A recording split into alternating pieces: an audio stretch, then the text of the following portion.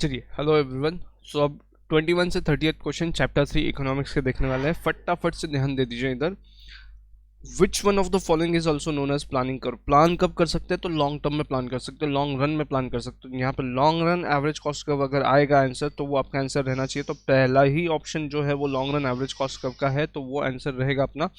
बाकी अपन चेक कर लेते हैं। Short run average cost curve तो उसका आंसर नहीं है। एवरेज वेरिएबल कॉस्ट, हाँ इसका भी कुछ लेन देन नहीं है हमको। और एवरेज टोटल कॉस्ट कर्व, इसका भी कुछ लेन देन नहीं है। Long run average cost curve, long run को इंपॉर्टेंस है यहाँ पे।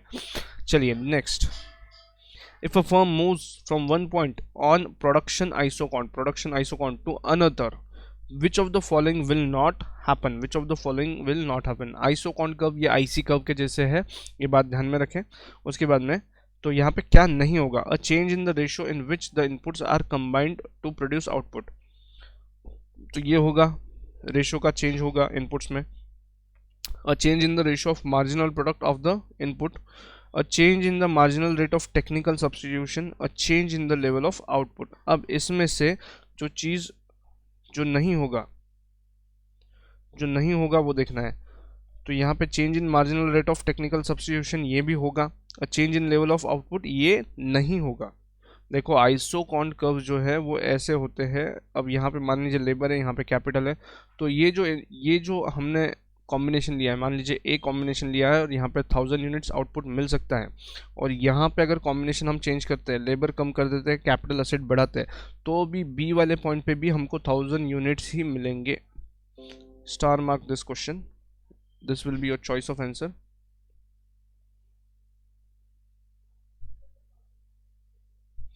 आउटपुट में चेंज नहीं होगा। Next, which of the following concept is marginal cost closely related.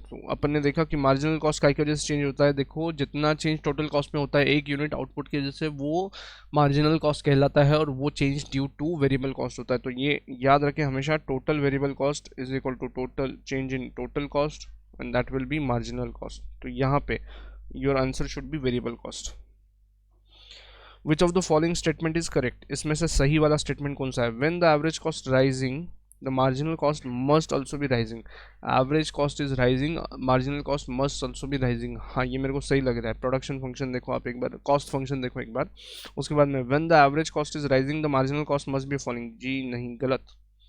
क्योंकि देखो यहाँ पे अगर ड्रॉ कर दूँ मैं, तो ये एवरेज कॉस्ट है और इसके मिनिमम पॉइंट से मार्जिनल कॉस्ट उसको कट करके जाता है। देखो ये मिनिमम पॉइंट से कट करके जा रहा है, यहाँ पे मिनिमम पॉइंट से कट करके जा रहा है, तो ये मिनिमम पॉइंट से कट करके जा रहा है। तो ये वाला जो सिचुएशन है, अभी इधर जो सिचुएशन दिख रहा है, एवरेज कॉस्ट बढ़ते जा रहा है तो मार्जिनल कॉस्ट भी ऊपर जा रहा है।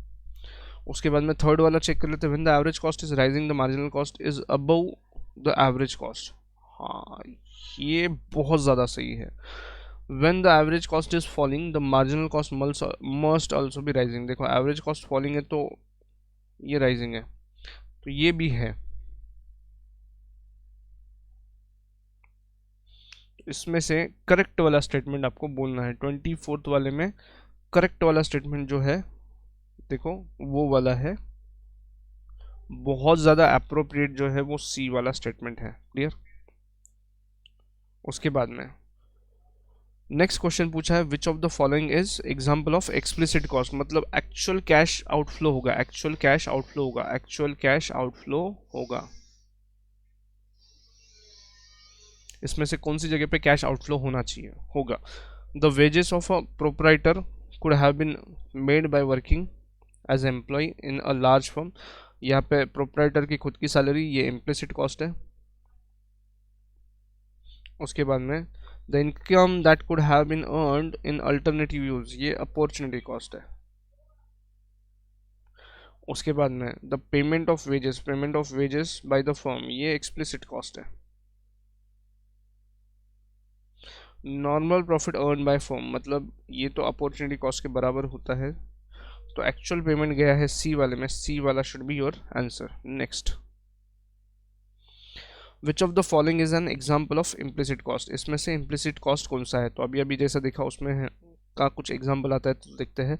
Interest that could have been earned on retained earnings used by the firm to finance expansion. हाँ, ये इम्प्लिसिट कॉस्ट है, ये अपना ही पैसा अपन यूज़ कर रहे हैं और उस पर कोई इंटरेस्ट नहीं ले रहे हैं, तो ये इम्प्लिसिट कॉस्ट है। उसके बाद में द पेमेंट ऑफ रेंट, ये आउटफ्लो है, एक्चुअल आउटफ्लो हो रहा है। The interest payment made by the firm to bank, the payment of wages by the firm, ये तीनों ही एक्सप्लिसिट है। अब देखो क्वेश्चन, ऊपर वाला क्वेश्चन 25 और 26 में ये क्लियरली बोला था कि आपको एक्सप्लिसिट ढूंढना है, इम्प्लिसिट ढूंढना है। यहाँ पे question number 25 and 26 can be asked as odd one out के question without giving any hint. एक कोई हिंट न देते हुए हम आपको ये पूछ सकते हैं, तो इस पर ध्यान जरूर रखें। नेक्स्ट क्वेश्चन नंबर 27, यहाँ पे टोटल कॉस्ट वाला पार्ट दिया है, फटाफट से ढूंढना है आपको कि क्या क्या है। तो पहले एक बात बता दूं, देखो यहाँ पे जीरो प्रोडक्शन पे 240 रुपया टोटल कॉस्ट है, 240 रुपया टोटल कॉस्ट है, वही आपका फिक्स कॉस्ट भी हो जाएगा 240 रुपये। क्लियर? उसके बाद में the average fix cost of 2 units, average fix cost of 2 unit, तो 240 divide by 2 that will be 120। Then marginal cost of 6th unit, marginal cost of 6th unit, marginal cost बोले तो एक यूनिट प्रोडक्शन में बढ़ाया तो उसकी वजह से जो चेंज हुआ उसको मार्जिनल कॉस्ट कहोगे। तो 690 minus 610 will be ₹80। C should be your choice. Then फिर next diminishing marginal return starts at, diminishing marginal return starts at, इसको स्टार मार्क कर लो।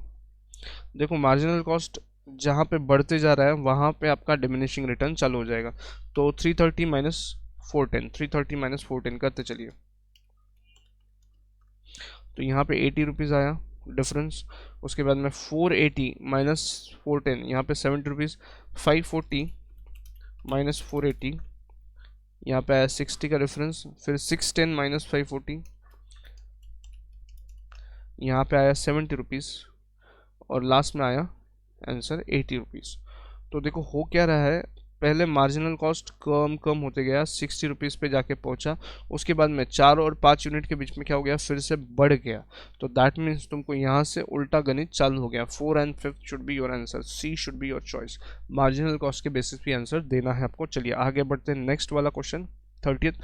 Marginal cost is defined as, marginal cost is defined as, अभी अभी बोला कि एक unit output में change करने के लिए जितना कॉस्ट बढ़ेगा वो आपका रहेगा।